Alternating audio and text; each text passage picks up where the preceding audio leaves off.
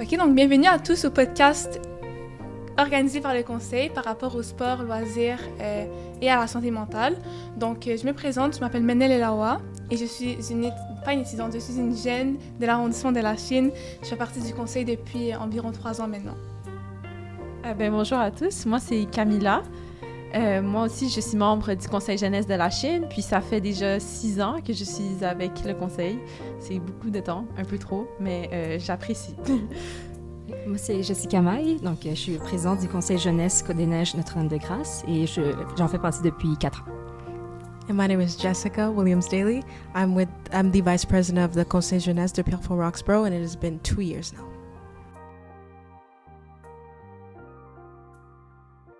Parfait. Donc, si vous avez vu la partie 1, je vous invite vraiment de l'écouter avant d'écouter ce podcast-ci. Donc là, on a un invité spécial qui s'appelle Jonathan Maillé. Gosselin, je suis tellement désolée. Tu peux m'appeler Maillé. À l'aise. OK. Donc, Jonathan Gosselin, c'est un responsable des bibliothèques à la Chine. Donc, je vais vous laisser vous présenter, un peu nous expliquer votre parcours personnel en tant que responsable. Déjà, on peut se tutoyer. Je suis encore jeune. J'ai 36 ans. En fait, c'est un drôle de parcours parce que quand j'étais jeune, donc, jusqu'à l'âge de peut-être 23, 24, je ne mettais jamais les pieds dans la bibliothèque. Ça pourrait pas être l'endroit... C'était l'endroit où je voulais jamais aller. En fait, les seules fois où je pouvais être à la bibliothèque, c'était lorsque mes parents, après l'école, venaient me chercher un peu trop tard. Puis là, j'attendais à la bibliothèque qu'ils viennent me chercher. La majorité du temps, je rentrais pas. Donc, la bibliothèque, c'était pas quelque chose qui était vraiment dans ma tête. Puis, à un moment donné, j'ai fait un bac en histoire, puis une maîtrise en histoire. Puis là, je voulais faire de l'argent. Donc, je me suis dit, qu'est-ce que je vais faire avec ça? Puis, j'ai fait une maîtrise en bibliothéconomie. Puis, c'était comme un peu un coup de tête. Je savais qu'il y avait un beau taux de placement. Puis, à force de travailler dans les bibliothèques, j'ai comme réalisé qu'en fait, c'était vraiment nice. Je ne savais pas à quel point c'était nice avant de travailler dans la bibliothèque. Puis, on a cette vision là, des bibliothèques comme... Tu sais, le lieu où il y a la madame avec les chignons qui fait chut, puis qui regarde un peu tes choix de livres, puis qui te juge, puis tout ça. Hey, c'est tellement plus ça, les bibliothèques. La façon dont j'aime le définir, puis c'est ce que j'ai découvert, c'est on est un peu comme un couteau suisse dans l'arrondissement. On fait plein d'affaires. On met des gens en commun, on donne plein d'opportunités au monde de s'épanouir de plein de façons différentes. Par exemple... on prête des instruments de musique. Oui, on offre des cours de musique gratuits. Des cours aussi? Oui. On offre des cours de musique gratuits. On prête des équipements sportifs. On prête des télescopes. On a des activités à pu finir. Puis le but, c'est pas juste d'apprendre une nouvelle compétence. C'est de mettre du monde qui ne se connaissent pas en commun pour sociabiliser. C'est presque un prétexte, juste pour que les gens se parlent.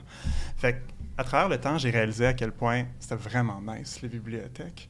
Puis là, ça va faire à peu près 10 ans que je gère des bibliothèques. Wow. Puis je pourrais pas être plus content de mon choix. Le coup de tête que j'ai fait, là, il a payé. Ouais. Wow. J'ai entendu dire que vous aviez des questions pour moi. Oui. Mais je pense aussi que la bibliothèque offre des billets pour certains musées, c'est ça?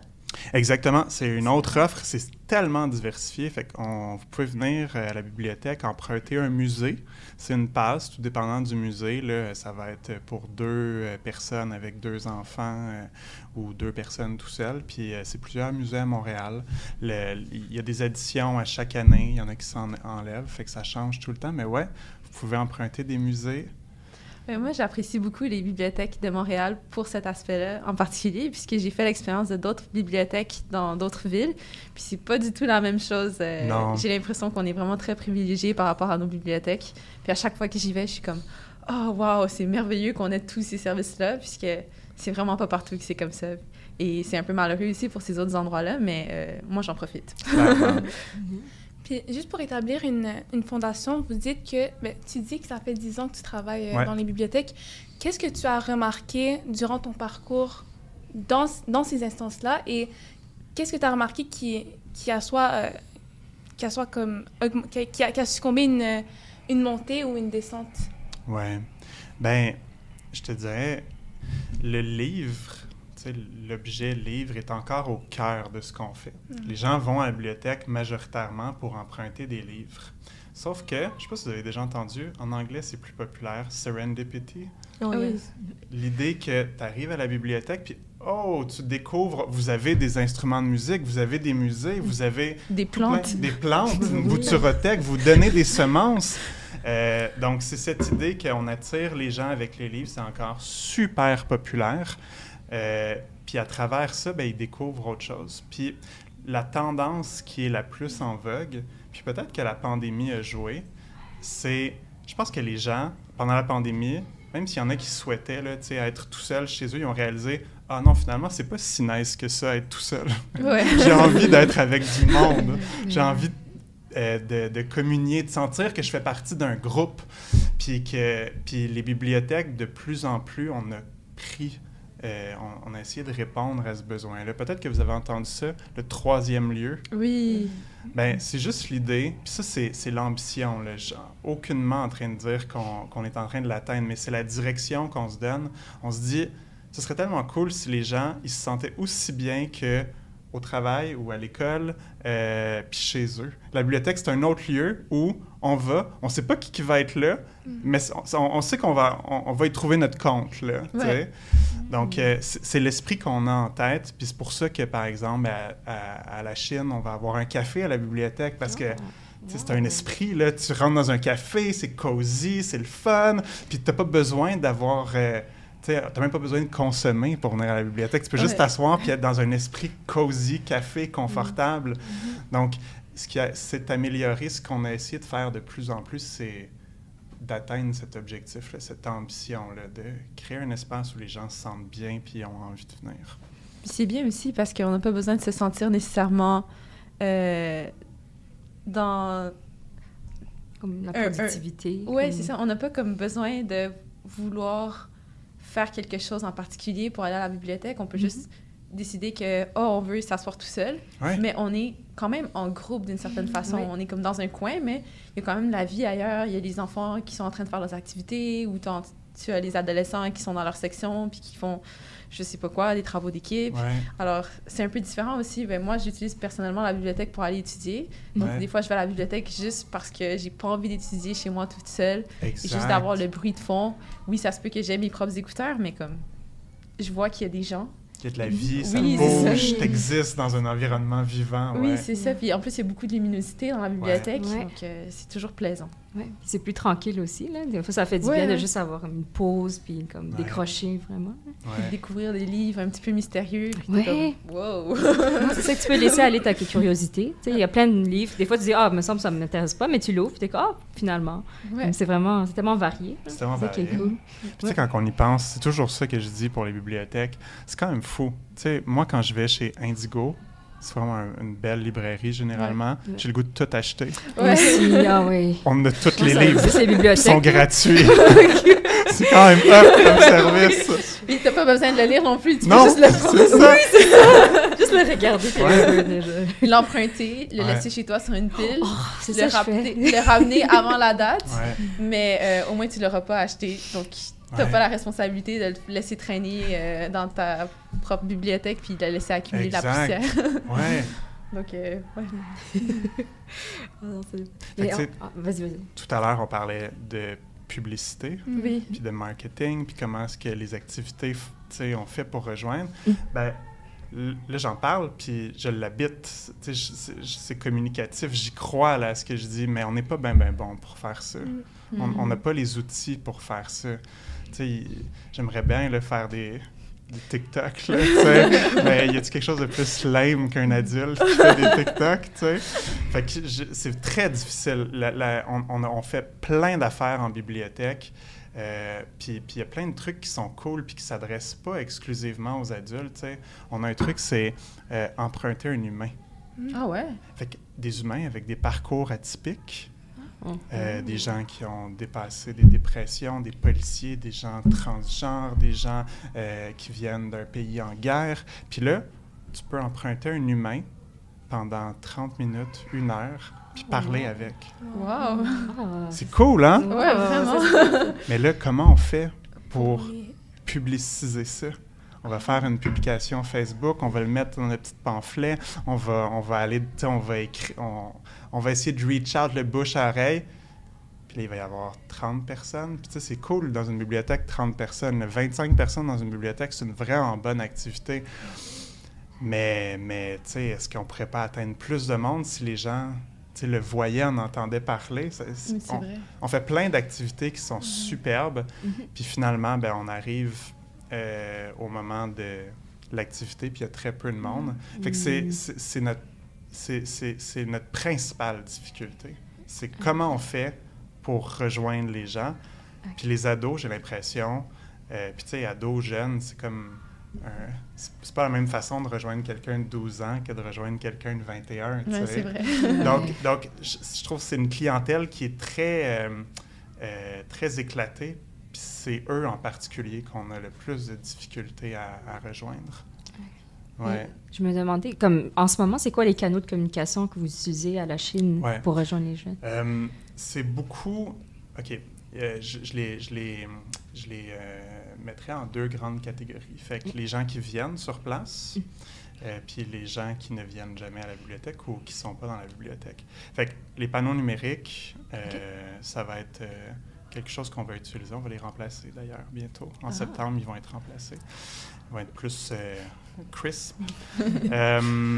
On va avoir le Vivre la Chine 3 fois. C'est le magazine qu'on distribue dans toutes les boîtes aux lettres. Oui, je le lis religieusement. Ouais. Mais je pense pas que je suis dans le groupe de personnes qu'il faut aller chercher puisque je côtoyais déjà la bibliothèque. Déjà vendu. Oui, c'est ça. J'ai pratiquement grandi à la bibliothèque, donc j'y vais encore très souvent. C'est tellement cool à entendre. Fait que c'est ça va être les gros. On va essayer d'être présent dans les activités, les événements qui attirent beaucoup de gens. Ça, c'est surtout l'été, Festival de littérature jeunesse qui attire comme 3000, 4000 personnes, les Fêtes de la paix, etc., où il y a un gros bassin, on va essayer d'être présent pour remettre notre documentation, parler avec les gens. On va essayer, quand on a des programmations papier, de les remettre chez nos partenaires communautaires pour qu'ils les distribuent. On va faire de même avec eux. Puis à l'intérieur de la bibliothèque, ben, on a tous ces pamphlets-là. Puis on a une télé aussi qui diffuse... qu'on essaie de mettre beau, là, nos activités. On va avoir des tableaux blancs, un tableau à l'entrée aussi de la bibliothèque où on met nos activités du jour. Quand on a des activités, on va rechercher les gens dans la bibliothèque pour leur dire « ça vous tente dessus de participer ». Mais c'est quand même très limité. Tu sais, Facebook, Instagram, comme j'ai dit, on ne s'est pas essayé à TikTok. Là. On a peur d'avoir l'air niaiseux.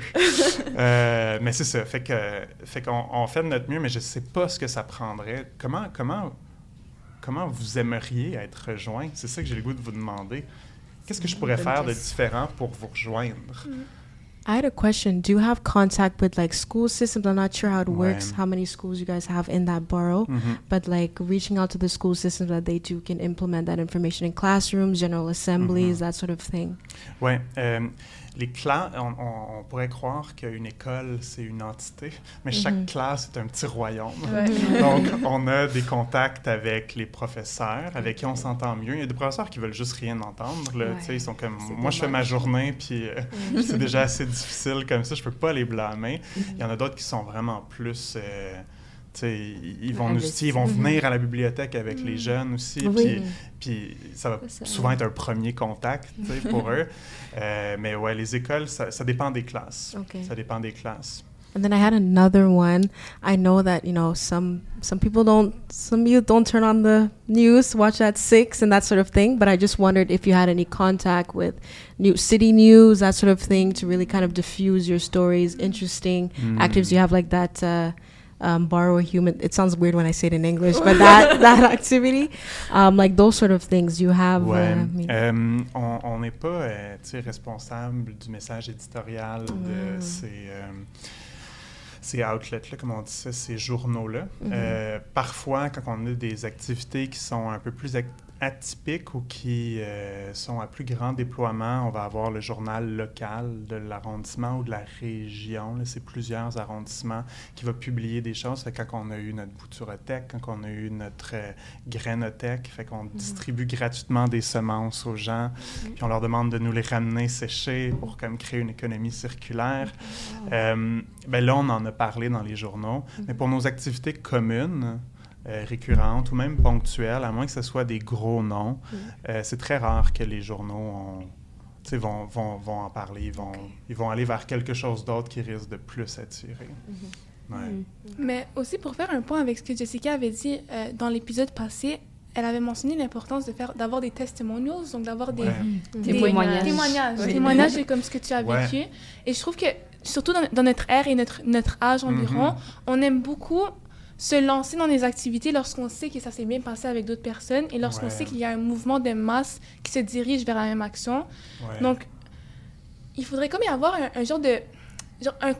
pas un conseil, mais comme un regroupement de jeunes peut-être au sein de la bibliothèque qui seraient prêts de se mobiliser pour mettre en valeur un peu les activités qu'il y a, parce que je comprends, il y a des gens qui étudient pour aller en marketing, il y a des gens qui étudient pour apprendre à publier des choses, mais après un certain âge, même si tu as tes études, tu as ton bagage en main, il est quand même difficile de se mettre dans l'esprit de cette personne-là, comment est-ce qu'elle va faire pour être attirée par cette information-là, comment est-ce qu'on pourrait faire pour les permettre de vouloir rejoindre le mouvement, ou même juste de comprendre que, OK, je dois aller là pour trouver mon information. Donc, un genre de regroupement de jeunes qui seraient vraiment prêts à mettre de l'avant des jeunes engagés. Mais je sais pas si c'est possible d'avoir comme des ambassadeurs un peu de la bibliothèque, comme pas dans chaque classe, parce que peut-être qu'il y en a qui sont pas intéressés, mais dans la plupart des classes. Parce que, comme on disait, c'est souvent comme « Ah, mon ami, il m'a proposé », puis c'est ça qui nous donne un peu l'élan. Puis des fois, on continue, on y va à plusieurs activités, des fois, on fait juste une activité, mais déjà, il y a un peu plus d'engagement. Donc, je sais pas s'il pourrait avoir, comme justement, comme tu dis, un comité ou des ambassadeurs un peu. Oui, ça serait super intéressant. Puis qui, justement, comme quand il y a des nouvelles activités, qu'ils le disent à tout le monde. Puis des fois, juste l'entendre, ça se dit, ça rejoint les jeunes directement. Ça serait le fun, mais je sais pas comment ça pourrait être organisé. En fait, ça fait vraiment beaucoup de sens ce que vous dites. La question d'ambassadeur résonne beaucoup. Puis la raison, c'est qu'avec les autres tranches d'âge ou avec les autres publics de la bibliothèque, c'est beaucoup comme ça qu'on fonctionne. Donc, il va y avoir, par exemple, un groupe d'aînés qui, au début, va se rassembler, va faire « Hey, on ne sait pas ce qu'on veut faire, mais on aimerait ça faire des choses à la bibliothèque, se rencontrer, tu sais. » Puis là, eux, on va les outiller, on va leur donner des locaux, puis on va laisser l'activité grandir un peu tout seul. Puis l'idée, c'est qu'il y a du monde, que les gens se rassemblent. On a parlé de troisième lieu. Fait qu'on les a, les ambassadeurs, dans plein d'autres catégories de la population.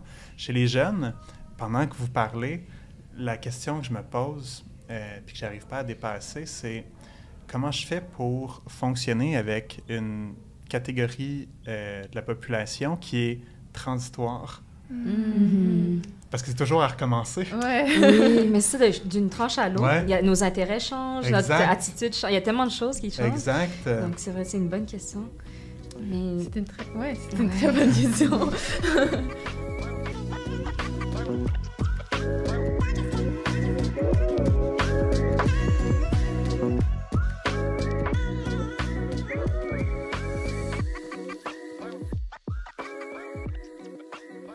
J'ai quand même le sentiment que la meilleure façon, c'est de trouver une personne qui a de l'influence auprès d'un groupe, qui va amener tout le monde. Des leaders. Des leaders, c'est ça.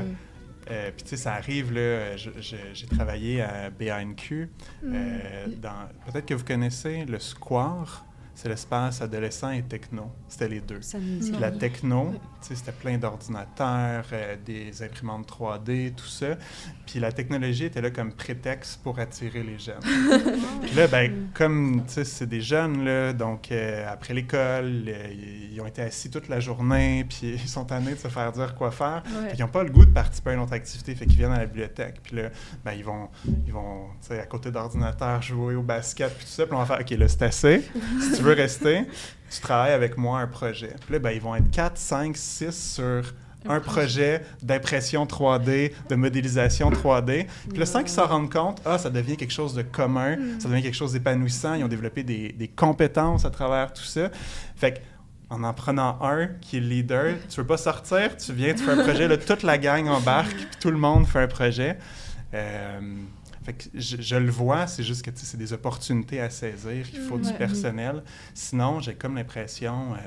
on en reparlera, mais que conseil jeunesse pourrait peut-être jouer un rôle là-dedans.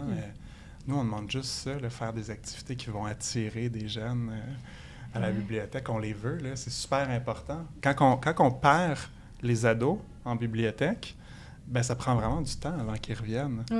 C'est comme, j'ai perdu l'habitude de venir à la bibliothèque, ben on va les retrouver quand? À 35, 40 ans? C'est beaucoup d'années perdues. En effet. C'est vrai, ça. Ouais. Mais ce qui est dommage un peu, c'est que c'est pas tous les jeunes qui réalisent que, tu sais, comme vous voulez justement qu'ils participent, tu sais, c'est pour eux.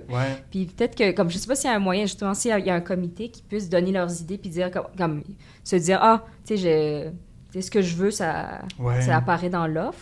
Pas juste comme, ça existe, puis ça me tente pas trop. Parce que des fois, ils disent comme, je sais pas, c'est plate. T'sais. Mais si ça vient d'eux, c'est moi, ça me tente de faire telle affaire, puis ça se fait. Peut-être qu'ils vont être plus motivés de revenir, puis je sais pas si... Définitivement. Je voulais valider un billet avec vous. J'ai un billet. On a tous des billets. Oui, clairement. J'ai comme le sentiment que la jeunesse, c'est comme un âge où on est beaucoup prisonnier de ce que les autres veulent qu'on fasse. Puis que dans ce cadre-là, tu sais, à moins d'être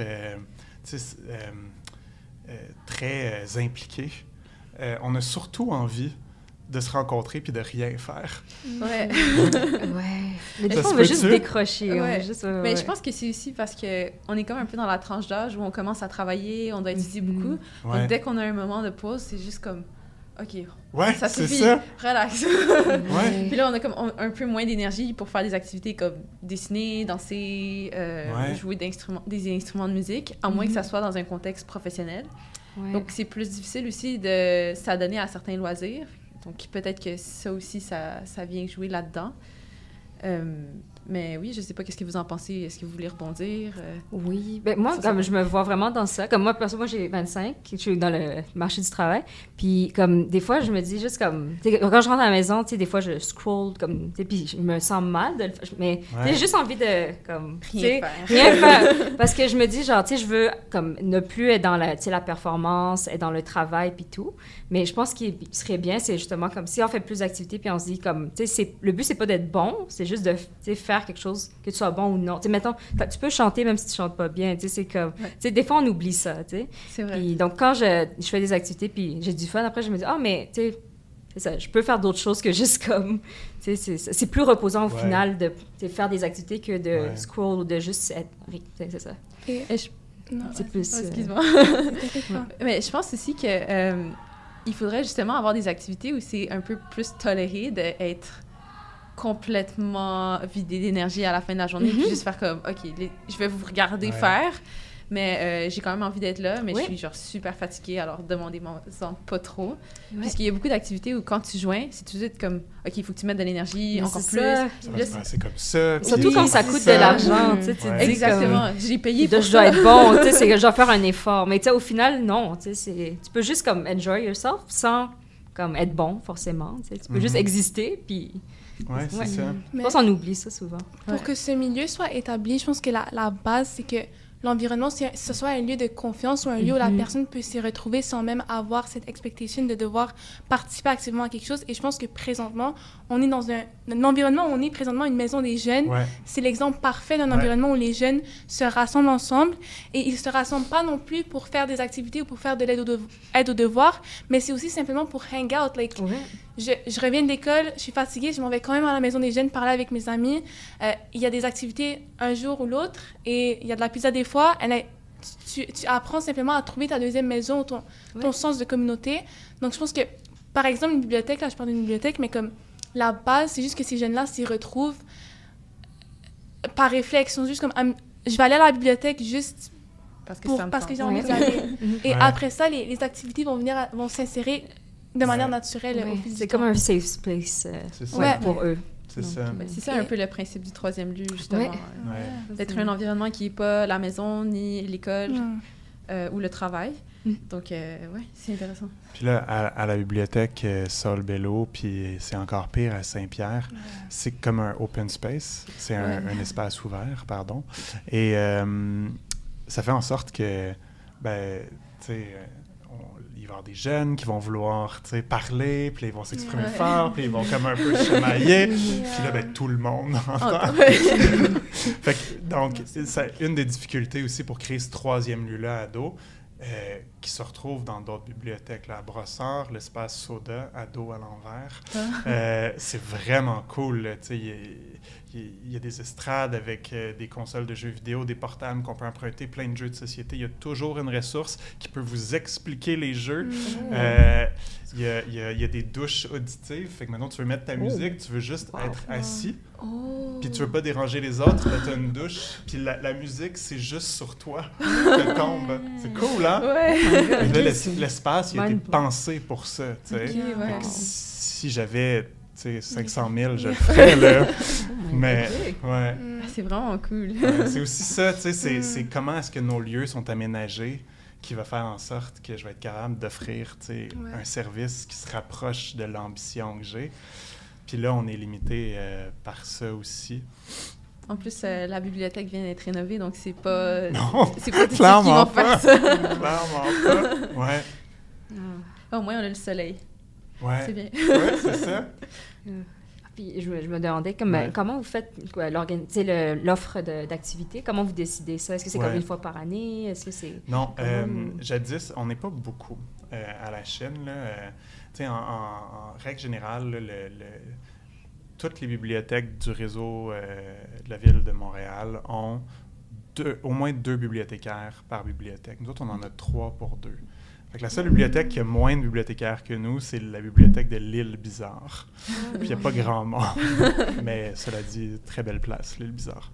Ce qui fait qu'on fait beaucoup avec peu.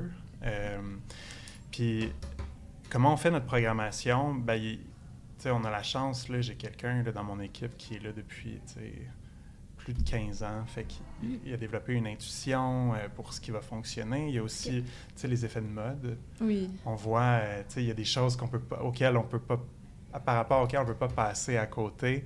On sait que ça va marcher si on le fait. Il y a des auteurs aussi, on sait si on les invite, puis qu'on fait des ateliers avec des auteurs à succès. C'est sûr qu'il va y avoir du monde. Des fois, on va faire des tests.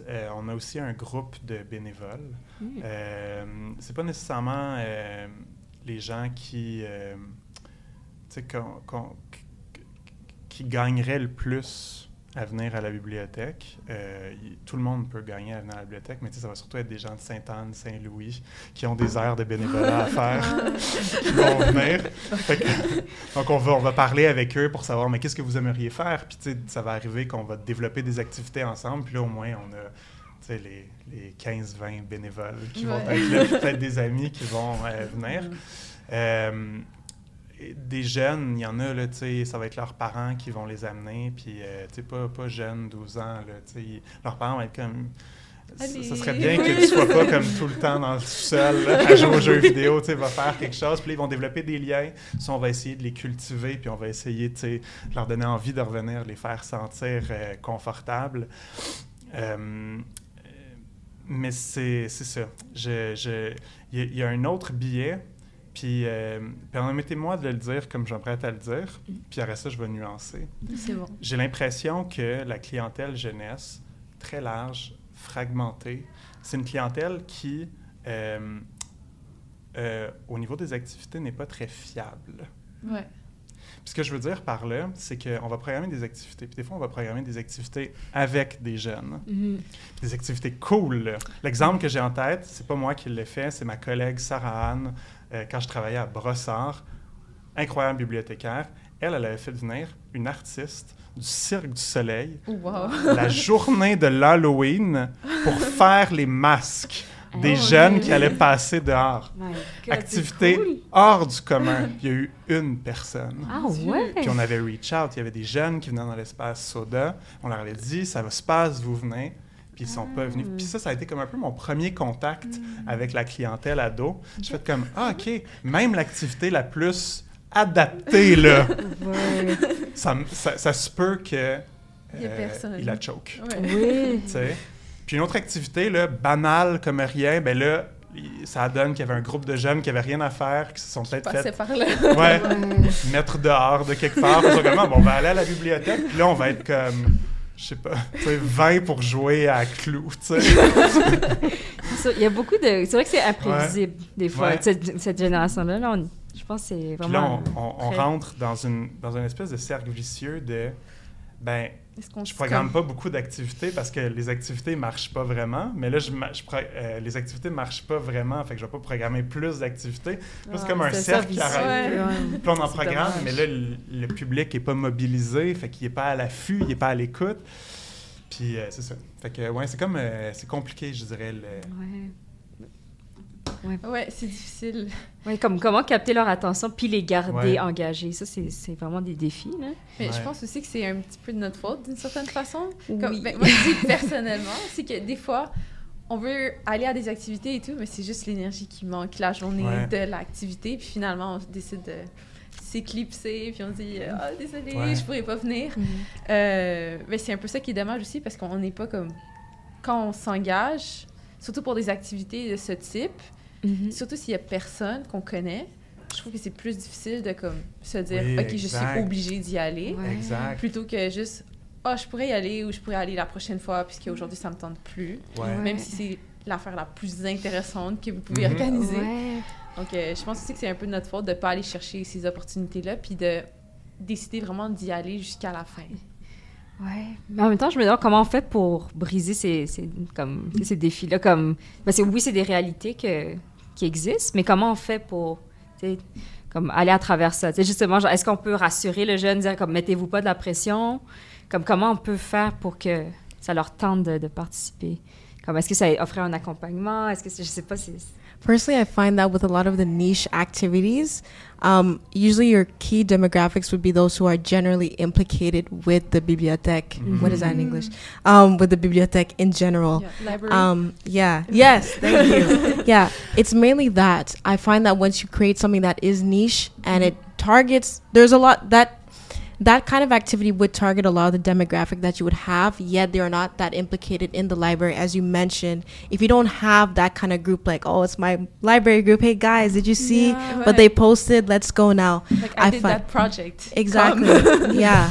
I find that you wouldn't get that much. So I find that, personally, it's really a matter of building up that general participation of more youth within your library where they feel that that's their second home. And I think from there, with them engaging more with the regular activities that you have, even like, trying, because we mentioned how like a lot of the youth kind of feel like, tired once they come back from school. I find that if we do more activities and or clubs that are centered around interests, like book club, we love books, or movie clubs, like rather than me watching Netflix by myself, we have like Netflix parties where everyone comes together and we watch series together. Once we make more activities like that kind of like takes away from the solitary aspect and puts them more into a more social aspect, and we have more of them kind of finding that commonality with that association with the library is like my third home, fourth home, second home, even for some. I think that's when we start posting more of those niche activities, more would be more likely to engage with it because they already feel that comfort and confidence and regular engagement within the library. I hope that made sense. Oui, absolument. J'aime bien ton point de justement comme relaxer ensemble d'une certaine façon, comme regarder des séries ensemble ou peut-être même des animés. Comme tu sais, des fois, tu as envie de commencer quelque chose, mais tu es comme « Ah, je vais pas le faire parce que ça me tente pas ». Mais de regarder une série avec des amis, je trouve que c'est une expérience particulièrement intéressante, puisque vous pouvez toujours rebondir et tout. Donc, vous faites une activité qui est relaxante, mais vous êtes quand même engagé avec les autres socialement. Donc, cet aspect-là, je trouve ça vraiment intéressant, en fait. Ouais. Puis là, je vois qu'il faudrait rapper. Donc, on regarde ici toute l'année. Can I ask a quick question though? Yeah. Can I ask a quick question? Your library is really cool, but like, it's very cool, and I find that you guys have a lot of things that engage a lot of people, where it can kind of feel like a safe space. That's what I've noticed with everything that you explained. And we know that there's a lot of youth who don't have that safe space, whether that is at school or at home. And I was just wondering if you have like peer, because you said you have the Adopt a Human. It sounds so weird when I say it in English, but that kind of program. I was thinking to myself, do you have like peer support programs or like, you know, volunteer counselors or even like, you know, youth who are willing to just sit down and speak to other youth, that sort of thing, to kind of encourage that safe space. And by encouraging more of that safe space, engaging more youth to kind of like, you know, feel that second home, feel that safe space, I'm saying it again, so that, you know, we can find more people engaging more within the library, engaging, you know, other people, that sort of thing. So I'm just inquiring really the question, whether you have that sort of program in a sense. On n'a pas ça, mais si je peux comme répondre à ta question en résumant ce qui a été dit, j'ai comme l'impression que ce qui nous manque, en fait, c'est exactement ce que vous avez dit, des ambassadeurs, puis pas juste des ambassadeurs qui parlent de la bibliothèque, des ambassadeurs qui la consomment, qui viennent dans les activités, puis qui ont envie de faire les activités. Puis, en ouverture, je dirais ceci. Je pense que c'était au début, avant que le podcast commence à être enregistré, tu disais, tu voulais voir qu'est-ce qui était possible, tu sais. Puis la vérité, c'est que de la même façon que pour n'importe quel type de public, moi, j'ai un groupe de jeunes, pas obligé d'être énorme, là, 5, 6 jeunes qui viennent, puis qui me disent « Hey, j'aimerais ça organiser un donjon dragon, est-ce que vous pourriez nous supporter là-dedans? » On va embarquer, là. T'sais, on va être comme « Ouais, ça va être cool. » Puis là, on crée des clubs de donjons dragons. Puis c'est comme notre créativité, c'est toujours la limite. Puis la créativité, dans ce cas-ci, c'est même... moi, je suis un adulte de 36 ans. Fait que j'ai des goûts qui vont avec toute l'expérience que j'ai eue, le moment où je suis né.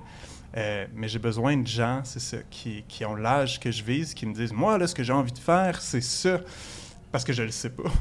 Fait que c'est juste des intuitions, mais j'ai besoin d'avoir ce contact-là avec des jeunes qui, eux, vont pouvoir dire « Hey, moi, je suis allé à une autre activité, puis je me suis tellement bien senti, là, c'était vraiment facile, j'avais peur d'être poche, puis finalement, là, tout le monde m'a tellement pris par la main, puis je me suis senti à ma place. » J'ai comme l'impression que c'est ça, ça nous prend des représentants de la jeunesse qui vont bâtir avec nous la programmation, puis qui vont nous aider à la porter là où les jeunes se trouvent. Super intéressant. Merci à tous d'être là. Jonathan, Jessica May et Camilla. Donc, on a fini pour l'épisode. Oui, merci. Donc, on a fini pour l'épisode. On vous revoit à la prochaine épisode. Bye bye.